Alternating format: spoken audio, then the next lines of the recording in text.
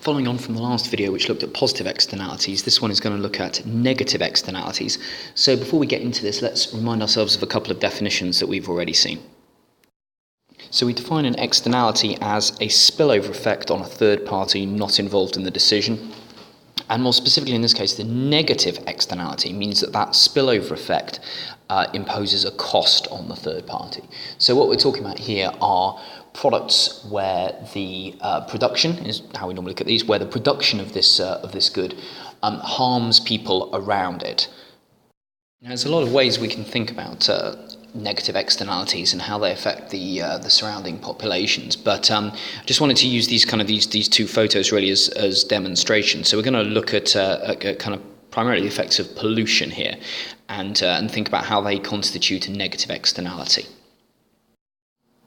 So we're just going to move this up a little bit, and then we can start to kind of think about what we've got going on here. So, I mean, obviously you can kind of see from the pictures we've got kind of all this kind of pollution, all this smoke coming out here. You can see kind of all the air over here is all very polluted. Now we've got kind of these two people on the bike here. So these are the ones that we're going to think about. So obviously the decision being made here is being made in the factory over here. The decision to produce is being made in the factory, and yet that decision is imposing costs on these people. Now these two people, I think we can assume, weren't involved in the decision to produce, but they are being negatively affected by the smoke, which you can see.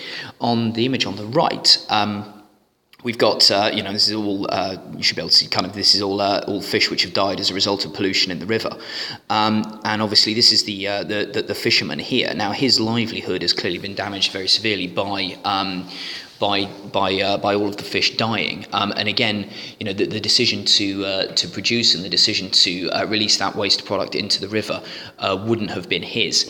So what we need to think about really is why these things happen. Why do firms produce more than they ought to in terms of thinking about the impact that they have on pollution in their surroundings? So probably one of the easier ways to think about this is if we think about the diagram for externalities. Now, when we're thinking about our externalities, as we saw before, you should always think about it as a development of basic supply and demand analysis. So when we were looking at positive externalities, if you remember, we talked about the fact that demand was derived from the benefit that an individual would receive. So it was derived from the marginal private benefit. Now, to make life a little bit easier for us here, we assume that there are no positive externalities of consumption occurring at the same time. So we'll say that demand is equal to marginal private benefit, which it always will be, but that is also the same as marginal social benefit. Okay, so what we're basically saying is there that we've got no positive externalities which are existing in the market for this product. Now, the supply curve, as we saw in earlier videos, the supply curve is the curve which derives from firms. And the firms are motivated by profits.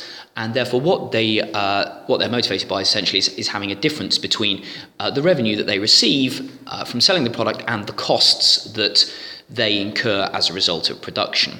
And what I want to think about are those costs, really. So what we can say is that the supply is equal to the marginal private cost of production.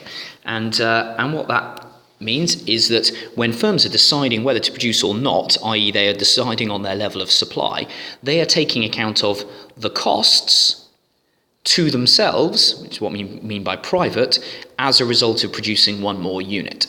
So when the firm is deciding whether to produce the unit or not, they're thinking about the costs that they themselves incur as a business. And as a result of that, if the price is PM, then they will decide to produce QM, which is also the level of demand at that price level, and therefore we will reach our market equilibrium. And so that if we left this product, whatever is being made in this factory, if we left that to market forces, we would end up with a level of consumption QM. But we can clearly see, from the photos that QM is too high. Really, this factory is clearly producing too much, and for the benefit of these people in the nearby environment, and for the benefit of this chap and the other fishermen in the river, these factories should be producing less. So how can we show that on a diagram? If I get a kind of a red pointer going on here, what we've obviously got then are a situation where firms are taking account of their private costs, as we've said, but it's clear that there are extra costs here, costs beyond those which the firm incurs. So what we have are external cost, and these external costs are borne by these people in the nearby environment. And those costs will be obviously health damage, it may be loss of income in the future. In the case that we can see above, I think we've also got an increased chance of an accident. There could very easily be a lorry tanking along that road that they might not be able to see. So all sorts of negative externalities that these people will be experiencing. And those are not being considered by the firm. So what they mean really is that the costs, the overall costs, including these external costs, really ought to be considered by the firm because they are costs which are borne by society. Now, we've said that the firms take account of their private costs, but they don't take account of these external costs. So what that means is that in reality, the overall costs, what we call the social costs, are going to be higher than the private ones. And what that means is that we need a second upward sloping line on our diagram like this. And this is the marginal social cost. And the marginal social cost is the marginal private cost plus the marginal external cost, i.e. the cost to the firm and the cost to the people around the firm. All of those things added together, that is the marginal social cost. Now, as we can see here, and one of the key things that you should try and include in an answer about negative externalities is that the marginal social cost is more than the marginal private cost. So that's an important thing to try and get into your answers. But you'll notice also on the diagram, it gives us a second equilibrium point here.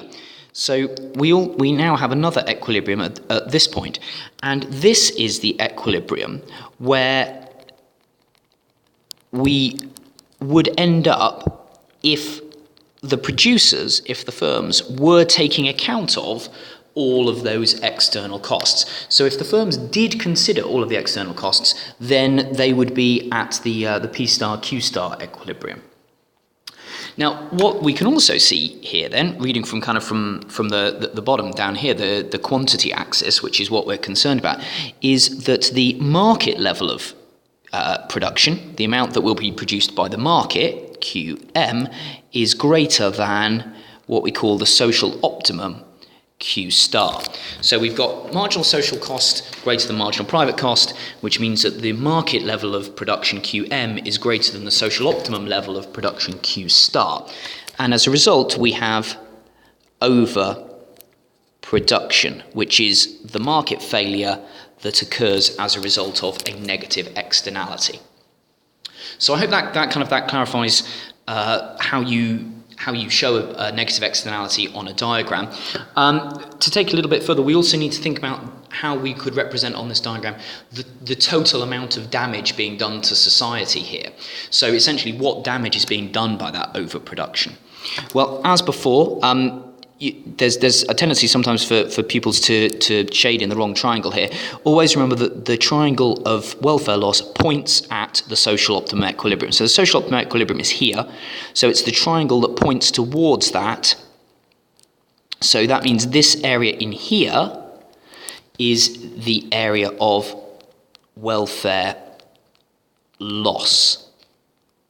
In other words, that pink triangle there represents the total value, I suppose, of the harm being done to society as a result of the overproduction. So I hope that clarifies what a negative externality is and how you can represent it on a diagram.